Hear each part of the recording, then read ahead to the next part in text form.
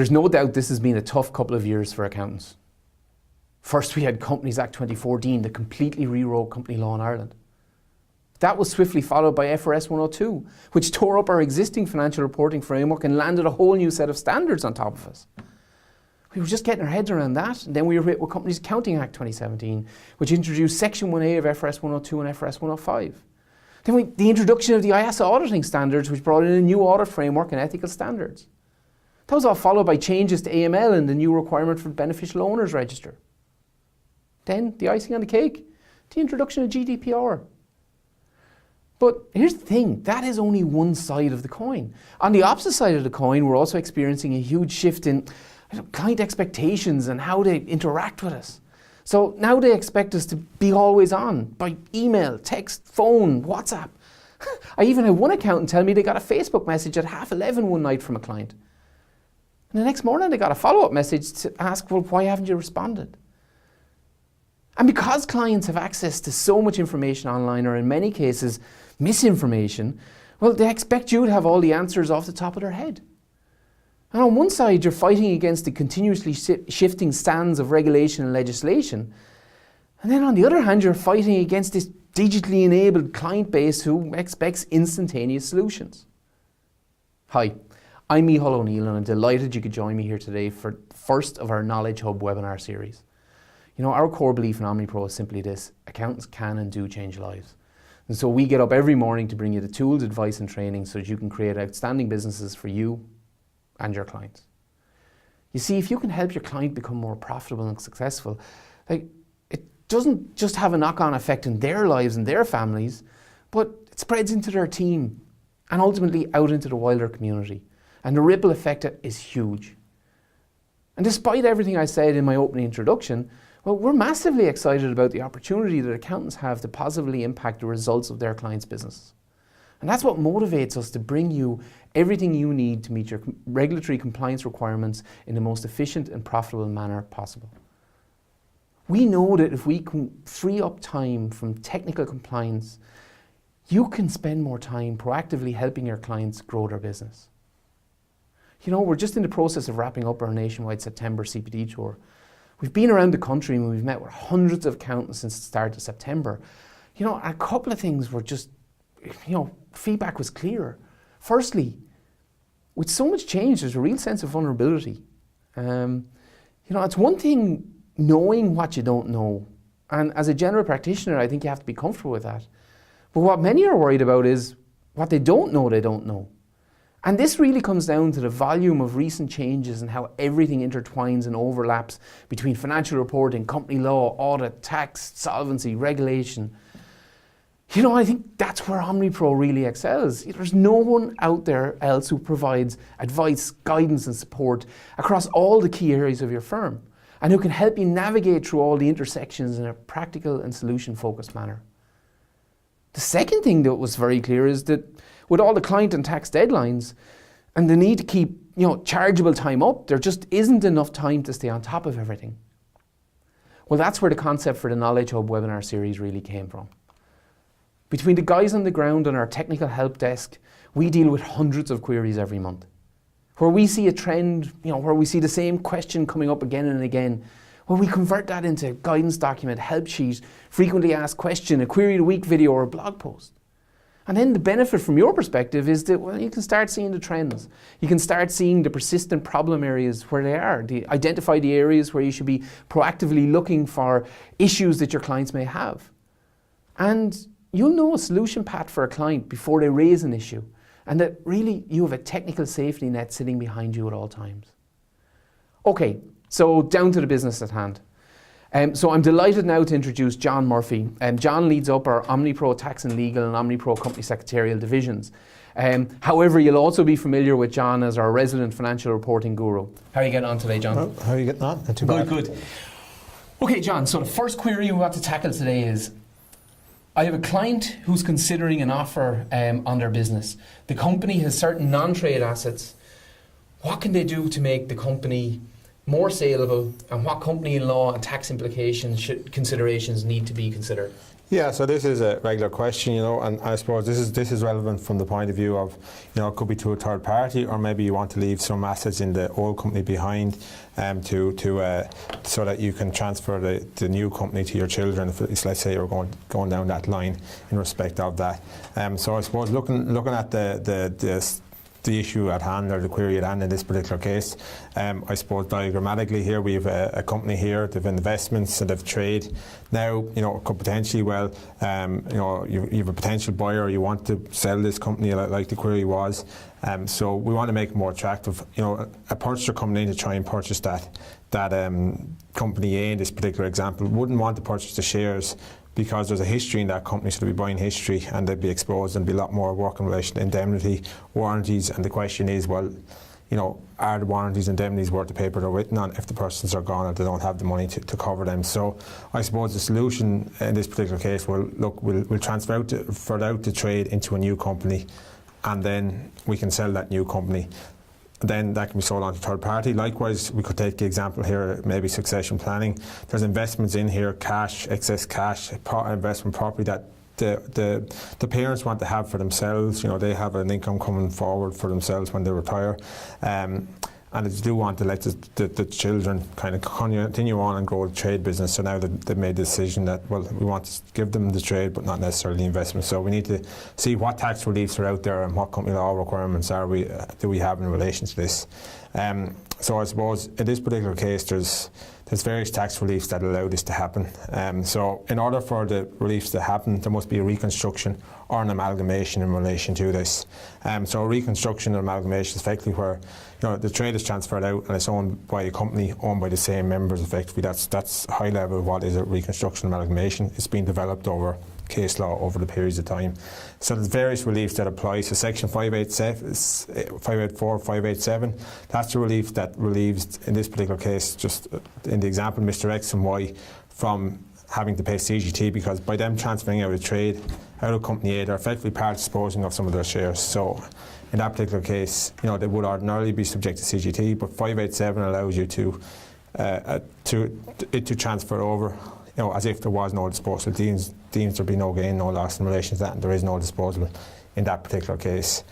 So the main conditions we have in the downloads there, in download 1, the main conditions in relation to each of those reliefs, but in high level 584, 587, in order to get that relief, there must be transfer of an undertaking, which there will be. The trade is, you couldn't go and try and transfer out the investments, because that's not an undertaking. So we are transferring out a trade, and in return, the new company is going to issue shares to Mr. X and Y in the same proportion, so they're going to exactly own the same proportion of the company afterwards in new company here in this example. Section 615 is the relief that applies in relation to company A, because they are disposing of a trade, so goodwill, maybe other chargeable business assets, so ordinarily they'd be subject to CGT. Now, Section 615 works so that it deems there to be no capital gains tax payable. Effectively, the base costs that are in company A transfer over to Newco, so that when they sell it, they'll have they'll be deemed to have acquired at the cost that company A will be. So let's say if goodwill is transferred into new company here, there wouldn't be a base cost necessarily in company A. So neither is there a new company if they were to sell that trade. The company itself was to sell that trade. So that's where Section 615 comes in. And then there's stamp duty to be at play here. Newco is getting in a trade, so it's subject to stamp duty in relation to this ordinarily, because there will be a business transfer agreement to transfer this over. So stamp duty is relieved under Section 80. The key thing is that there's an undertaking being transferred, and the shares are being issued in proportions again, as I discussed before. So you can see after the transfer now, we have the investment being owned by company A. You can see afterwards here that, before the transfer, we had new company only, owned by, it was incorporated, so they were issued 60 shares and 40 shares. When we came in, we transferred into trade, and they issued another 60, 40 and 40 shares to Mr. X and Mr. Y, so that now they have 120 and 80 shares in that particular example. So it meets the relief in that particular case.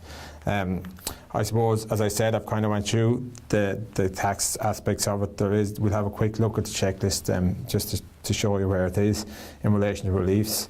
Section 617 comes into play if this was a group situation and you're wanting to sell on the trade, let's say, in the group in that particular case. And Section 79 is where it's between group members, and there's a 90% connection in relation to shareholders, return of capital in relation to that. So I suppose if we just look on a high level basis at the checklist that you have down there, so it's handout 1 in your handouts.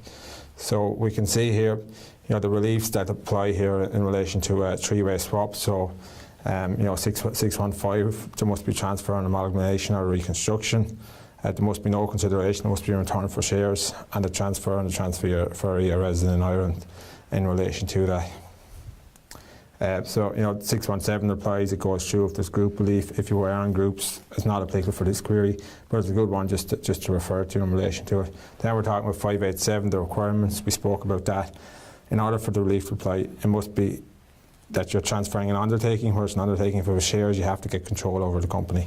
It goes through in more detail there. This is a quick query, so we're not going to go through highlight a huge amount of detail. Section 80 conditions are there for you. That's claimed, just to tick the box in a stamp duty return in relation to that. But it's important that it is claimed. Section 79 conditions. Then we have a two-way swap, but in our particular case, what I call this is a three-way swap. What we're looking at here, the company is disposing of Company A in our example. New company is the second party, and the third party is Mr. X and Y. So there's three-way. That's where the three-way swap arises.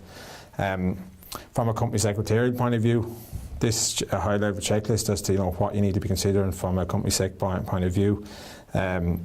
It's important that you get the steps right in order to meet the conditions.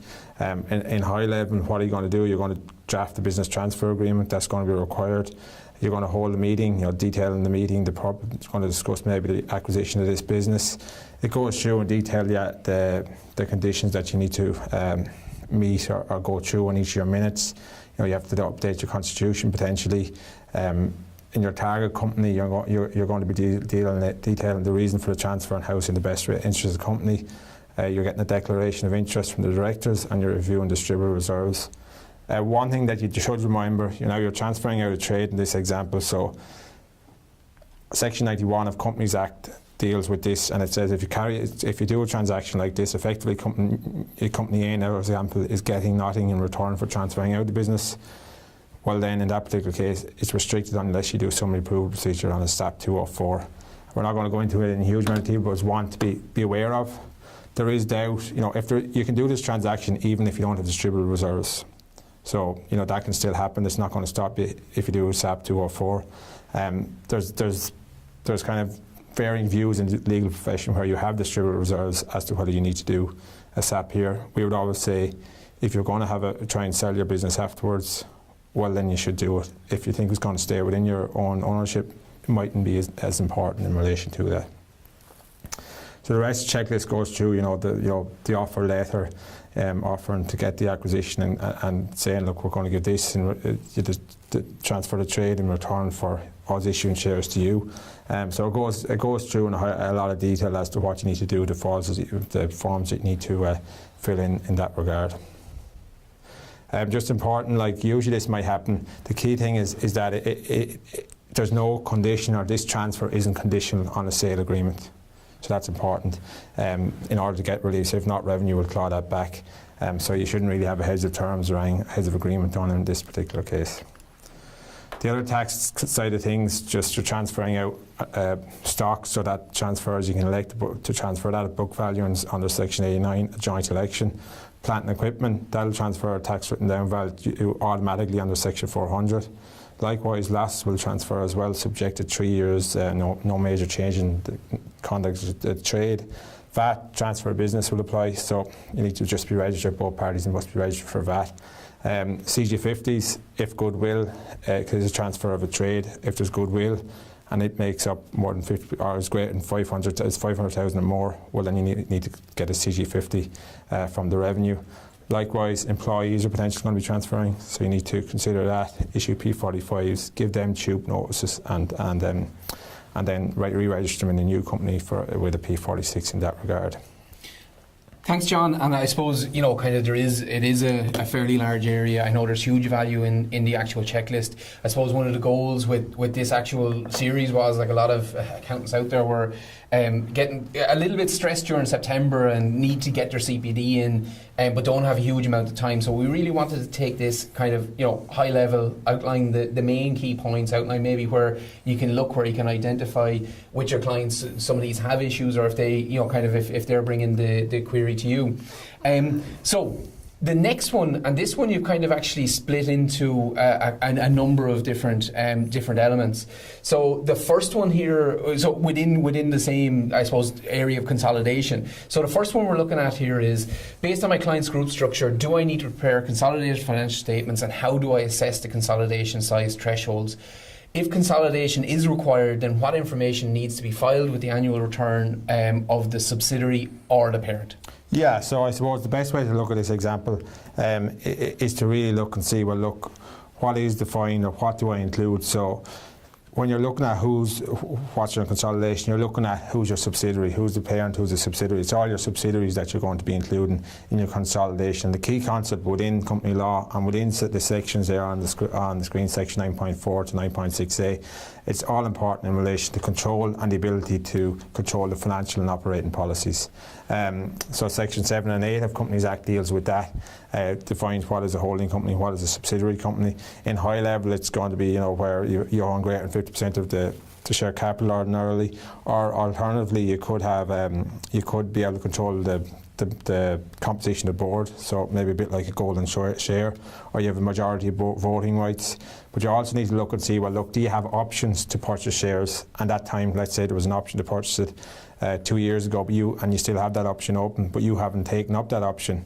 The fact that you could take that option up, and you would maybe could result in you getting greater than 50% of control, that would mean that there's a parent-subsidiary relationship, albeit you haven't exercised that option. It's still there, so they would have to be looked at when looking at your consolidation thresholds in relation to this. So the key thing, as we know, Companies Act, County Act 2017, probably the one of the only advantages or disadvantages of the new Act is that Section 2931A.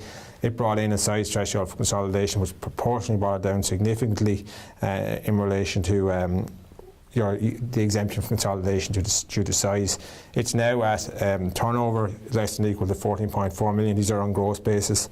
Total assets, which is fixed, and current assets of 7.2 million, and then employees less than or equal to 50 in relation to that. So that's 2 of the 3. So they're the gross thresholds. You try those first, is what I always say. That's taking, when I say gross, it's taking all the financial statements for each of them, adding turnover lines together, adding total assets together, adding employees together, and then seeing do we meet those thresholds. If we don't meet those, the next step is to go down to the net thresholds, which is 12 million turnover, 6 million total assets, and 50 employees. So if you don't meet them, well, then you're unfortunately you're into consolidation criteria. This is a caveat, I suppose, that this is one. The other I get out from consolidation if your parent prepares consolidated financial statements which are publicly available, whether in the EU or outside the EU. You can get that if they are publicly available. So it's, I suppose, look to the size one first, and after that see is there any other get out. It's a big area. It's an area we're seeing a lot of queries in as to, well, look, am I in consolidation? Am I not in consolidation? And if you're in consolidation, we're seeing a lot of accountants kind of just getting a little bit afraid because they haven't had to do consolidation more than likely since, probably back in their exams times, which is fair because up to now was the size threshold was at 20 million, 10 million, 250 employees. So it's a big significant difference, and this is a year where there's a real pinch on accountants who are seeing these issues in practice. And I suppose, and we'll talk about golden shares, that there needs to be considered in any of these. So I suppose if we just look at the actual slides now, a handout that I just had, which has a group structure here in this particular case. Now we have this diagram here in this particular case, and I think it's going to show my point in this particular case as to who comes into the group when you're looking at your thresholds for consolidation purposes. In this particular case, so as an example we would have had before, this here is the parent company, it's an Irish parent company, so we can see they own 100% of subsidiary B, 65% of subsidiary A, and they've an associate interest, so they own 30%, so anything less than 50, usually is either a joint venture or an associate. An associate is usually, I think, 20%, between 20% and 49%, and a joint venture is usually 50-50, but it can be, you know, other areas, so that could be 33, if you know what I mean. And then subsidiary D, who's a foreign subsidiary, is owned 100% here. So on this particular case, from our perspective as to whether we need to consolidate financial statements because we don't have a parent above us, this is the ultimate parent that we're working at here. What do we need to look at from a consolidation perspective? Well, we need to take into account this is the parent. It has control of subsidiary A because it's 65% greater than 65% of voting rights effectively in the return on capital. 100% of B, so that's in the group, and subsidiary D, that's in the group. So they're all in the group in relation to our consolidation. And then we have subsidiary C. So we don't own share capital there. All we have is a golden share. So the subsidiary B has the ability to appoint and remove the board of directors. So that is relevant. We know Section 7 deals with that and says, well, that does create a group structure. And also, you know, sections 9.6, 9.4 to 9.6a also says that. So here, golden share. The key thing with a golden share, all right, is stability control of the board, and you're getting some benefits in relation to it. So that's what 9.4 of FRS 102 says. So this is a subsidiary, albeit we don't own any percentages. That golden share only gives stability to control the point to the ability to remove and appoint the board of directors. It is giving us control, so we need to take those results into our consolidation, and then it needs to be done when we're looking at our size thresholds in that regard. Just interestingly, if you are doing consolidations, you need to look at your golden shares because they will come in play, but 100% of the income in relation to that, while you'll show all this turnover, the cost of sales, the admin expenses for this subsidiary C in this console, let's say, at the bottom of the profit and loss, you'll say amounts attributable to the parent would be zero for this particular client, for this particular one, and amounts attributable to non-controlling interest would be 100% the same on the balance sheet. So it does look a little bit odd in that regard. So when we're looking to see, do we meet the size thresholds of 14.4, 7.2 and 50 on gross basis, or 12 million, 6 million and 50 on a net basis? We're looking at all of these thresholds here. So depending on that, as I said, add up all the turnover, obviously retranslating the USD in this particular case. The associate is not relevant because we don't have control. We have significant control, but we don't have control, so that's not relevant in our assessment of this. Likewise, let's say there was 100%, if there was 100% sub here, that wouldn't be relevant because we only own really 30% of 100%, you know, so we'd have very little ownership in relation that we'd only own 30% of it looking through. Let's say if we had subsidiary C owning another company under it, that there, let's say that was owned another 51%, that there is now a subsidiary of the parent because we control subsidiary C and we greater than 51% of the votes. So you can see that this creates an issue. Let's say in this particular case, subsidiary C is owned by another company, no relation whatsoever. You can't have two parents. So as we said, who is the parent here? You need to look at the facts and circumstances. Usually the ability to control the financial and operating policies are key, so the ability to declare dividends, determine how the business is ran,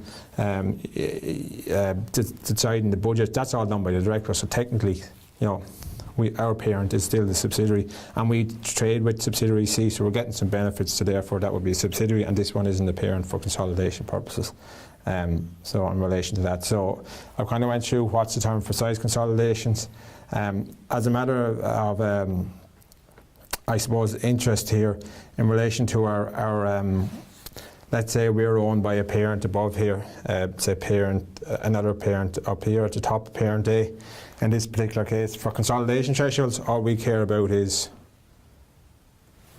you know, this group. We don't care what's above you. Section 280B makes that very clear, so that's where you look for your consolidations.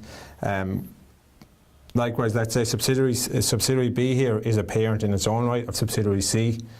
So on that basis, this subsidiary B will actually have to do consolidated accounts because there's no exemption there under 299 because of the fact that, you know, parent company doesn't own more than 90% of the ordinary share capital in that particular case.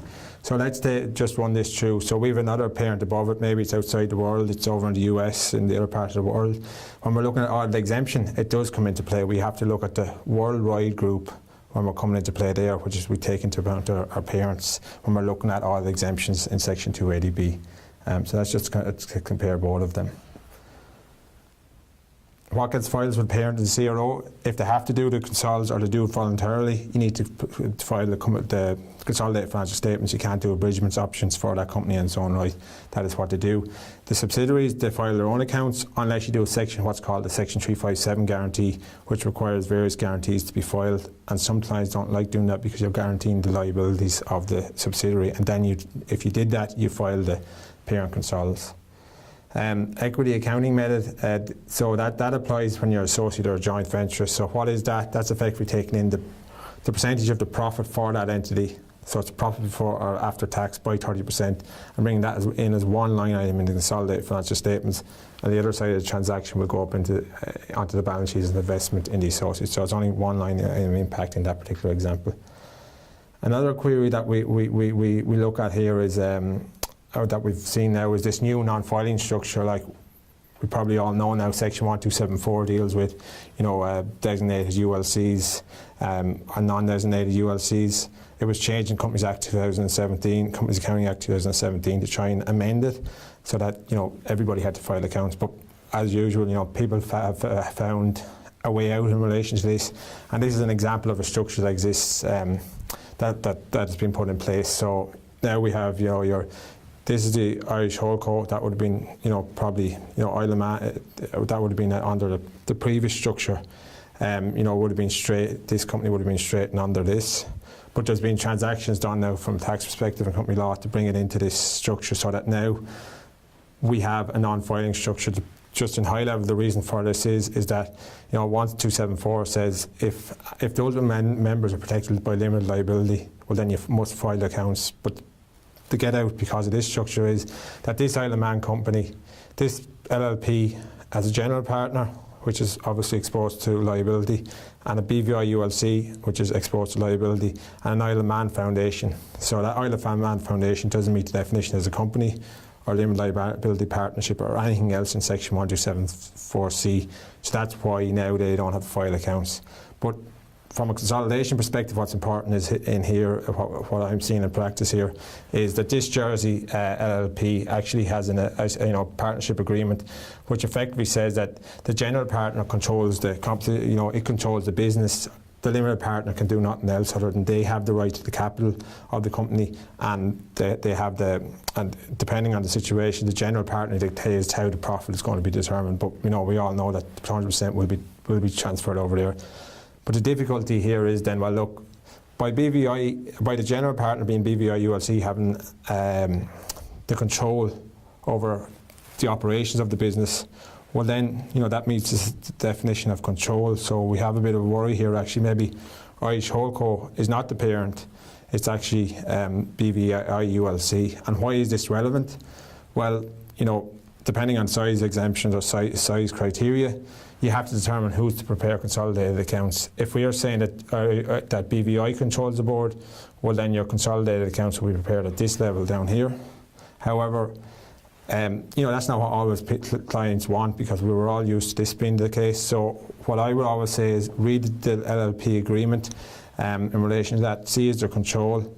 What I've had to do for certain structures so that we could still have the parent up here is to have the BVI ULC constitution adjusted to say that the directors of BVI ULC must be taken from the directors of the Irish Holdco ULC. So that way we're happy that this company has control of the Jersey partner because of the fact that they own 100% of the capital in relation to it, but they also control the day-to-day operations because they have their directors on the BVI ULC who in turn control the Jersey company. So just to make sure that you do look into that, make sure that you're catching everything there, and your consolidated accounts, there won't be any impact because it's all going to be within the group.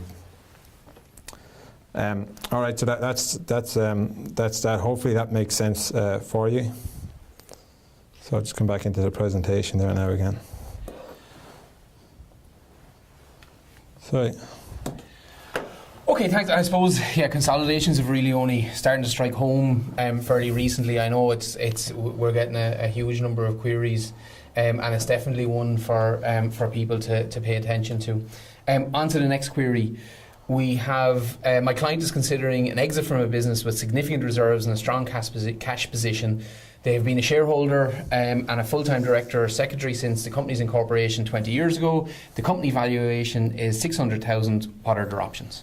Yeah, so I suppose there's a number of options here in relation to this. So looking at the facts here, well, look, they're going to exit the business. So we don't, for the purpose of the example, we don't know whether they're going to exit and give it to their children, or they're going to exit it and try to get out and sell it to the third party in relation to that. We can see they've been a shareholder and full-time working director since it's been incorporated. So that will suggest, look, 20 years, they're going to meet all the conditions in relation to retirement relief, entrepreneurial relief, whichever one applies. As we know, they both, depending on circumstances, they'll both apply at the same time. And the company's evaluation here at 600,000. So potentially, you're into retirement relief because that's at 750. We're assuming they're not 66 years of age, but they're under 66 at this point in time, so we're at the 750 thresholds at that point in time. So just this is some of the options that might be available depending on the situation. You could do a share buyback in relation to this for succession planning, so you're going to go within the family.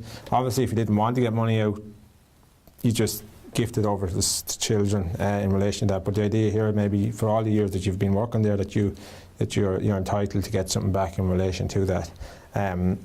So what might be a process in relation to this? Well, then you could maybe gift some elements of the share to the children initially, so they get a certain percentage, and then arrange for the remaining shares to be bought back by the company. Here they've said we have distributable reserves in relation to this, so we can affect that transaction in that way. It's a possible way that the children then, when the buyback happens, obviously all the parents' shares will have been purchased back, and the children will remain the owners afterwards, because they'll be the remaining shareholders at that point in time. For a management buyout, or even a third party coming in, we know because of the changes that were made in the Finance Act 17, that the way in which management buyouts happens is getting harder. It has to be all bank debt funded. So there's a move more to maybe part financing through bank debt, and then part way through share buybacks if the distributable reserves are there. So how could this be affected here in this particular example? Well, you might only have two. We haven't said in the example, we could only have two shares in issue. So the company is worth 600,000. So that means that the shares are worth 300,000 each. So for maybe a management buyout where maybe the team aren't necessarily cash rich, we might want to correct that then by doing a bonus issue, so that instead of having two, or a subdivision of shares, so instead of having 2 shares, we create maybe, assuming a subdivision, 2,000 shares of 0.000001 each. So that means that now the value of the company is 6,000 divided by 2,000 shares, or 600,000 divided by 2,000 shares, which makes it a lot easier for maybe the management buyout team to pay in maybe a nominal amount to buy 1 or 2 shares in relation to it. Because the key thing is, in any buyback, you have to do the transaction right. We've seen here in the tax appeals where there was there last year, as there was a case before the courts whereby it was all kind of set up wrong. So the accountant had just given the documents to the client. The client signed, that they were doing the transferring to the child in this particular case. The client signed all the documents, and the revenue came looking at it, and we're looking at the documentation in relation to it. And it wasn't clear as to what was signed first, as to whether the buyback happened first or the share transfer happened first. As we said, the share transfer to the children has to happen first. So, they were looking at, and then the accountant wrote in, which was, the accountant wrote back and said, look, actually, the buyback happened and then we transferred the shares. So, that was straight away a red flag to a bull for revenue. So, well, that can't happen, because if the buyback happened first, in relation to that, well, then you still own the company. You can't buy back your own shares and have no shareholders, so the CGT relief doesn't apply. So then he came back and said, sorry, I got it wrong. Actually, the transfer happened and the buyback happens afterwards. So it went through the court, but it highlighted the importance of getting the steps right in relation to that. Coincidentally, in that case, the Tax Appeals Commissioner found that, it couldn't be proved what was done first or last, and in the absence of, proof either way, he felt that it was all done co-contemporaneously, so it was done all at once, and on that basis he allowed it. There was other issues in that tax appeals case as well, which were interesting. In that case was actually held in favour of the taxpayer, but it's been appealed to the High Court by the Revenue at this point in time. So that's kind of just giving you a background as to how that person might structure it. The company secretarial point of view, or the company side of things, then what we need to consider here, if you're going to go down a buyback or redemption, Section 105, you can only do it in two instances really. You can only do it where you have distributable reserves to allow the buyback, or from proceeds from a fresh issue of shares in certain circumstances. So if you don't have them, well, technically you can't do a buyback because you can't reduce your share capital, unless you go through this process. The other way, let's say you don't have reserves, you're not doing it from a fresh issue of shares, well then you could create distributable reserves. And the way you can create distributable reserves is maybe you have a high share premium or high or ordinary share capital. Well then you can go through what's known as a summary approval procedure under Section 204, which effectively reduces your share capital, and under Section 117, that creates a distributable reserves. So then you can use that distributable reserve to do a buyback. So that was a welcome introduction in Companies Act 14. Can be done by a buyback or a redemption. Some tax practitioners like doing it as a redemption as opposed to a buyback. So it can be done either way in relation to this. If you are doing it through an off-market purchase of shares, just in order to prevent stamp duty, you should make sure, and I've seen an error maybe sometimes where the contracts are drafted and they're saying that it's done through transfer of shares, a stock transfer form to the company. If you do that, it's just stamp duty on it. So what you should have in your contract is actually that the share certificate should be delivered to the company in relation to that. That said, there are other disputes to say, well, look, could someone claim it never happened? So that's something that you need to just be wary of in relation to that. From a financial reporting perspective, you have to maintain your capital, so just make sure that you create a capital redemption reserve fund. And that applies not just to, some people mix this up, just as probably a separate point is, where, let's say, the likes of Enterprise Ireland shares exist and they're more than likely included as a liability on the balance sheet. When you redeem them also, you need to create a capital redemption reserve fund. The requirements in relation to the company secretarial matters, first of all, we also, you do a special resolution passed, you amend your constitution to allow for the buyback. So you say, look, you put into your constitution that it's permitted to buy back shares, redeem shares in relation to that.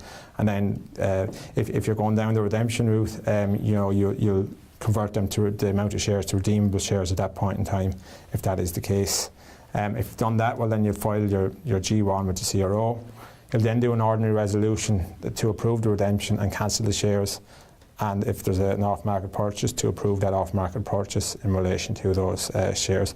The reason why we do a special resolution first to get the constitution right, as opposed to do a special resolution to allow for the buyback as permitted in Section 105 of Companies Act, is that if the special resolution to approve the buyback is approved by the person who's getting the shares bought back, their votes are ignored altogether under the Companies Act 14. So that's why I usually advise from that perspective to do the special resolution to make sure the constitution is right, and then do an ordinary resolution to affect the buyback. So once you've got that done, you'll file the Form G2 and the Form B7 in relation to that.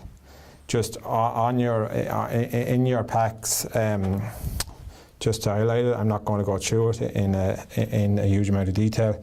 But there is a very valuable share buyback quick guide. It goes through what needs to be included in the minutes. Minutes of if you're doing a buyback or a redemption. So it gives you both options if you want to go the redemption route or the buyback by way of contract. It goes through each of the process you need to go through. It also asks you to consider the tax impact of the transaction in that case. So you can see, at the start there's all guidance documents. At the end, here, then you go through your checklist, say, well, look, have I assessed it? Is there distributable reserves? Not distributable reserves. Should I do a SAP? Then I'm going through the taxation implications, because ordinarily, if you buy back shares above the par amount under tax legislation, that's effectively subject to income tax, or in that particular case. Only if you meet the conditions in Section 176 to 186 will it be liable to CGT. So this is a valuable document if you're doing buybacks.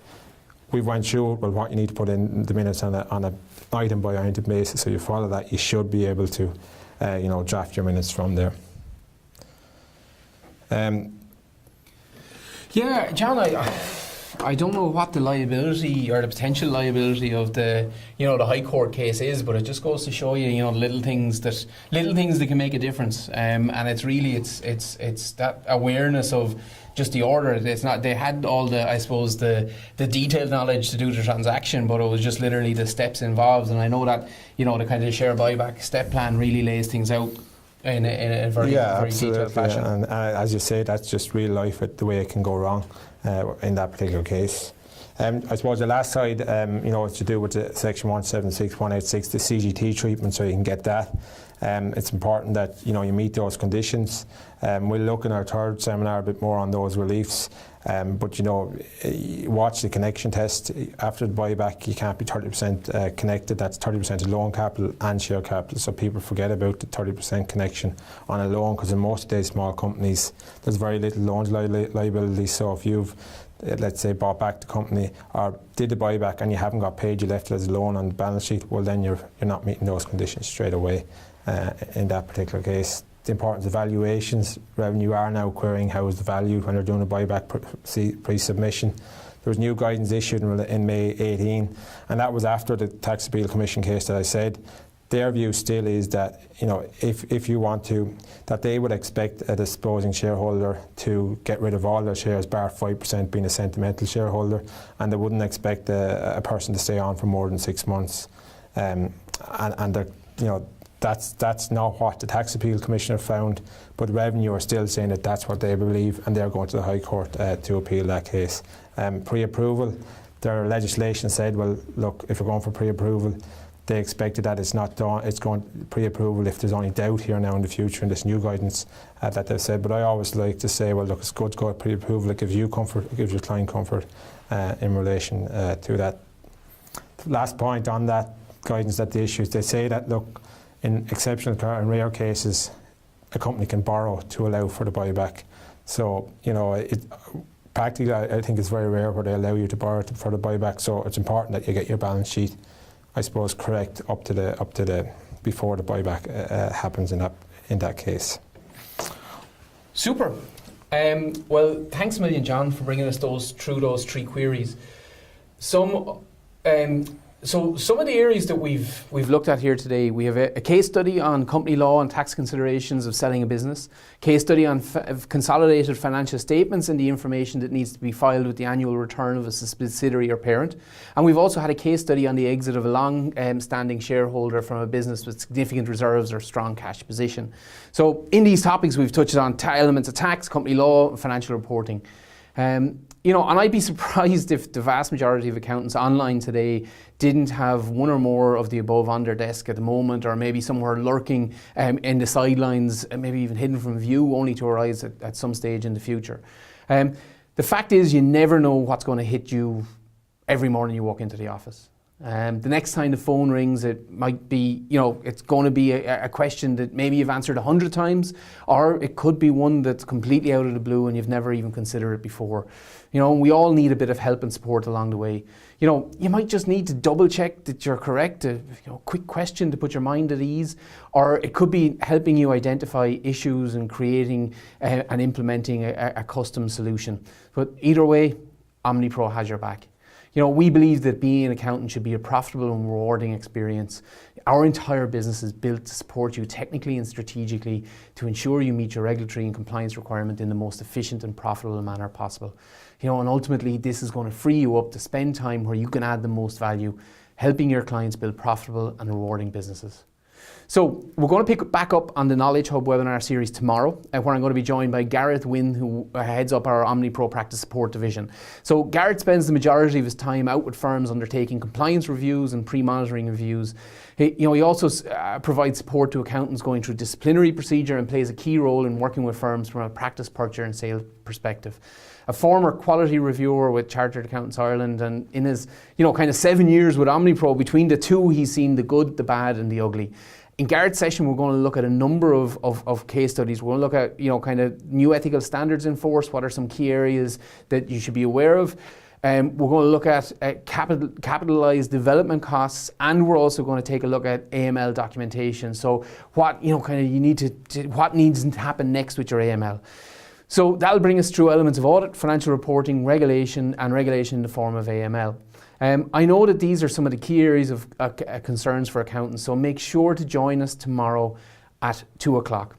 In the third webinar of the Knowledge Hub series on Wednesday, the 26th of September, John is back in the hot seat again, where he'll tackle some, kind of specific queries received from accountants just like you in areas of corporate finance, financial reporting, company law, and tax. So I know that both of these sessions are going to be exceptional, so make sure to join us then. And John and Garrett get to come on camera during these series as division leaders, but I also want to recognise the contribution of the rest of the technical team, Neil in practice support, Anne, Sinead in company secretarial, Des playing the sweeper across all divisions, and kind of with Yvonne joining in tax and legal. They all play a part with enabling us to deliver our mission and help you build profitable and rewarding businesses for you and your clients. We would love to hear your feedback. If you're live right now on the webinar, you can leave a comment. If you're watching a live stream on Facebook, you can comment there. Or if you're watching this as a recording, make sure to drop a comment below and we'll take it from there. I look forward to seeing you same time tomorrow, Module 2 of Knowledge Hub Case Study Webinar Series. We really appreciate your time and attention. So from myself, John, take care and talk to you soon.